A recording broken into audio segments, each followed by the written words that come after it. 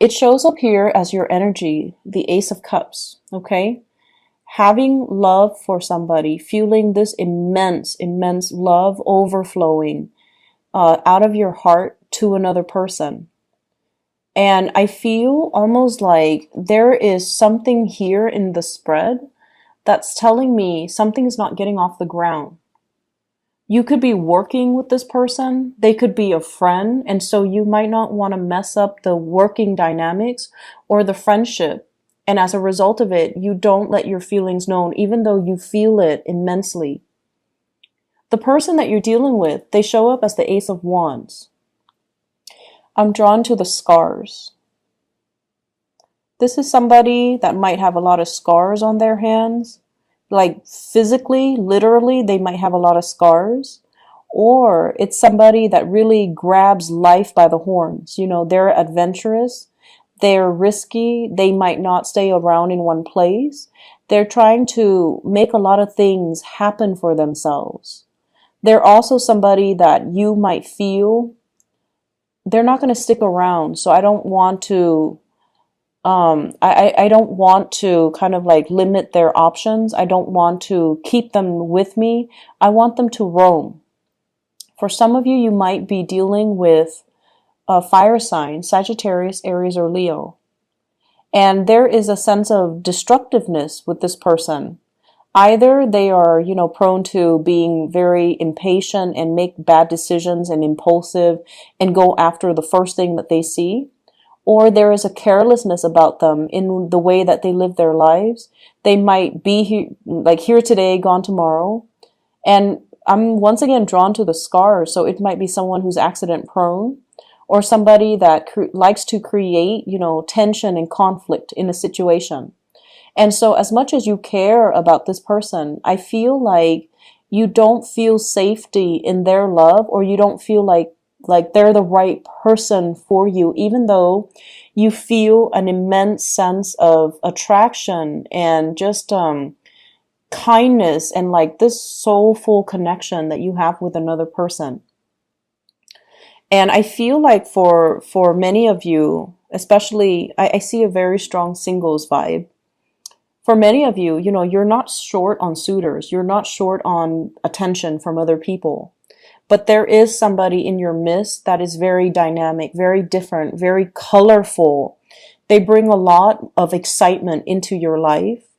If you feel like you've just been going through the motions, you know, working hard and just getting through things, you know, working home too, then I feel like this person, they bring a breath of fresh air, or they're so exciting to be around. But for whatever reason, you don't trust. It's like things are just not getting off the ground for whatever reason.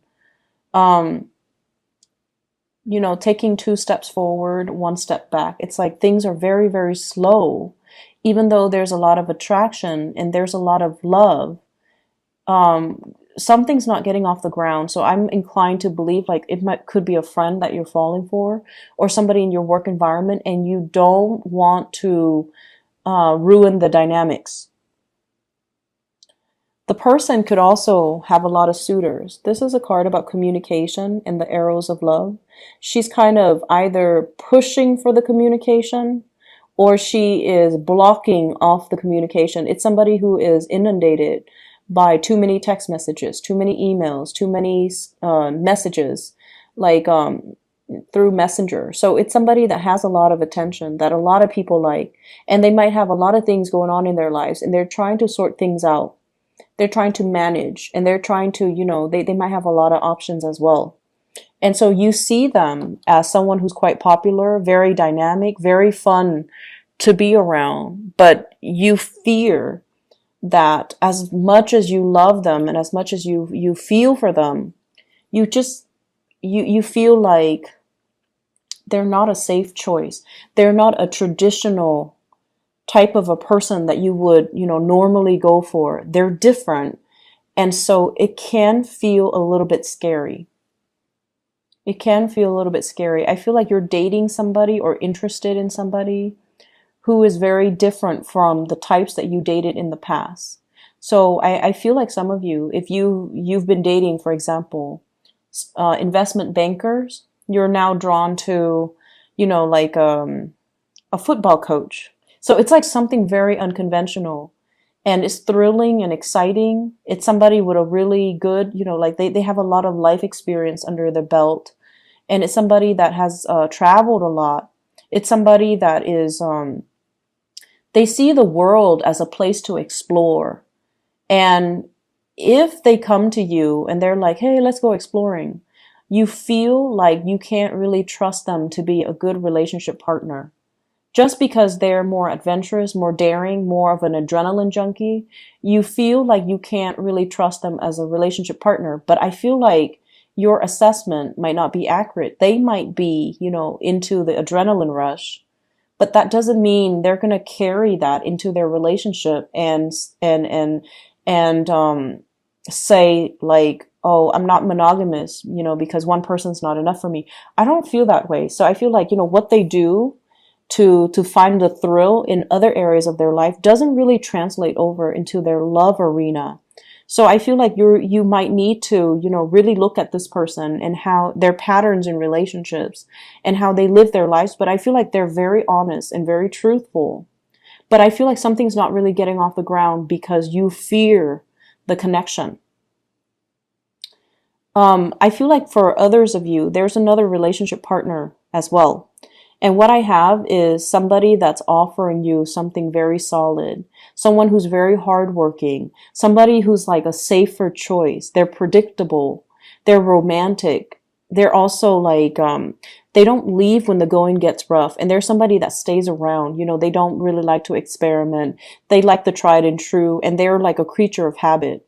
And I feel like it might be, an earth sign, a Taurus, a Virgo, or Capricorn. And I'm also feeling like you might be drawn to a workaholic, not an alcoholic, a workaholic, someone that takes their jobs really, really, really seriously. They might be a little bit dull and boring, and they're all work, work, work, and they don't really talk about anything else. And I feel like you want to offer this person some fun, some excitement, but it just seems like you can never get past that friend zone, okay, for whatever reason. It might be the environment that you're in. So bring them out of that environment and bring them into your world, and then introduce them to new things. I feel like it's just a matter of you taking the initiative to kind of bring them away from their natural habitat and then crossing over to your world so you can show them some fun. You can show them how you do things, so that the two of you can be alone. So finding alone time, I feel like if there's a stalled relationship or if things are just not really getting off the ground, finding a way for you to kind of bring them into your world, either solicit them for a date or, tell them to meet you for coffee, or tell them to, hey, why don't you take a break from work and come with me for a walk? Be very, very nonchalant about it, or be very like, just, be very, just don't come into it expecting, let's have a big date, just so you can make that initial connection with them and then get to know them a little bit better. Because I feel like your initial assessment might not be accurate about a specific person. And so I feel like there is someone who's very exciting, and there then others of you who are dealing with someone who's like all work and no fun. And you find them really, really fascinating as well, even though, right off the bat, you feel like, oh, they're boring. They don't seem like they have anything else. They're just like so work focused. But I feel like your assessment of a person might not be accurate for this week. But either way, I feel many of you are naturally very, very drawn to another person, and you want to spend the time with them. I see many of you kind of like, every time, in conversation with other friends or other people, if their name comes up, you kind of, it rattles you a little bit. And I see somebody like right outside your door, you're outside their door, kind of hovering, trying to rehearse in your mind, like, what should I talk to them about? How should I need to plan out the conversation so that I have something to say. Otherwise, there's going to be that awkward silence. So I feel like you're trying to rehearse a conversation in your head, or you're trying to think of like talking points so that the conversation doesn't lag, or there's no lull in the conversation, and that would in turns, create the awkward silence. I see you wanting to get to know somebody, wanting to like, get them out of their element so that you can get to know them more on a personal level. But nothing is really being done. It's like admiring somebody from afar, but there's no concrete actions taken from your end to make it a reality. Okay. So this is something we need to work on. We need to make our intentions a little bit more known, and we need to be a little bit more verbal with, hey, why don't you take a step away from work and, go for a walk with me or get some coffee with me? Or you can say like, you've been working really hard. You want to take a break and, do this with me? I feel like that would be a really non-threatening, non-committal way to spend time with somebody in a platonic way without giving your intentions away. So if you don't want them to know that you like them, but you want to spend one-on-one time with them, it would be a really good way for you to, get your foot in the door. Okay. Other areas of your life, Libras, I feel like the emotional life spilling into this spread here. And what I'm seeing here is, we have the Justice card, which is your card. And what it's telling me is there needs to be a better balance of emotions and in the work environment, okay? Balancing out emotions in the work environment. And especially for those of you who are in positions of power.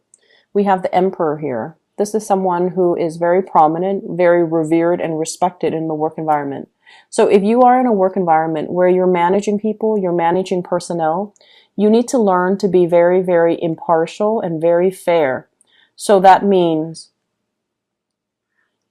treat one person the same way that you would treat another person. And, it seems very, very intuitive, right? But I feel almost like, and this is a natural inclination for all of us, we have people that we gravitate towards. We have people that we like more than others. We have people that we're a lot more compatible with than other people. And in a management position, we need to separate those personal relationships or those personal feelings in the way that we treat our personnel, in the way that we treat our coworkers, in the way that we treat other people. So erring on the side of fairness and integrity, I feel like that's going to be very crucial for you. It sets you apart as management material. And it also creates an environment, like a really good working dynamics in the team atmosphere where people can come to you because they know that you are very impartial and they know that you are fair-minded and you won't,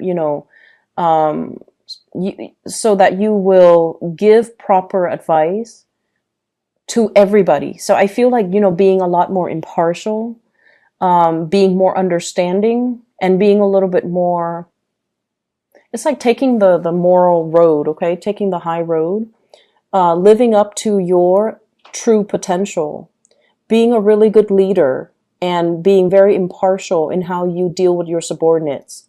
And then for others of you who are not in management, supervisory, positions, I almost feel like you might be experiencing this in a work environment where you are admiring somebody because of their ability to solve problems or their ability to be very impartial and very fair. Even if they don't like somebody, they don't make it known.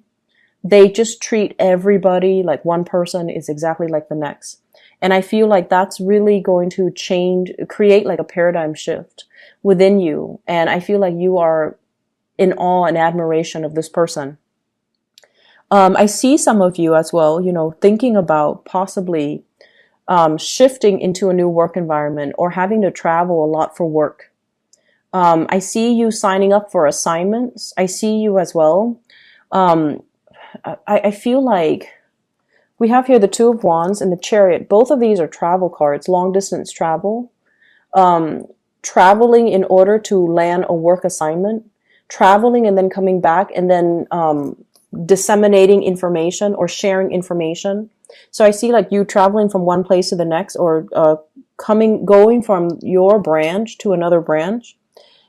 seeing how they do things, and then bringing that information and that knowledge back to your company and talking to a higher up, a supervisor or manager, and sharing the information. I see some of you as well, sometime for this week, being called upon to kind of like provide honest feedback on a person. And I feel like if you're one of your employees or one of your coworkers might put you down for a reference and you're getting some callback. And I feel like if you have somebody that you feel is underperforming, they ask you, can you be my reference? And you don't know what to say. You don't want to lie and say, yes, I will give you a sterling, letter of recommendation. But at the same time, you don't want to say, no, I will not, and hurt their feelings. So there are a lot of like middle ground things that you kind of need to work on. And there are just, honesty is the best policy. Okay. Don't worry about upsetting people. If they're upset, that's kind of on them. You need to be truthful and honest. And I just feel like you're kind of stuck between a rock and a hard place. You don't want to hurt someone's feelings, but at the same time, you might not feel like you want to recommend them for something. So I see that element coming in here. And I see you, whenever you're in a work environment, you work really hard.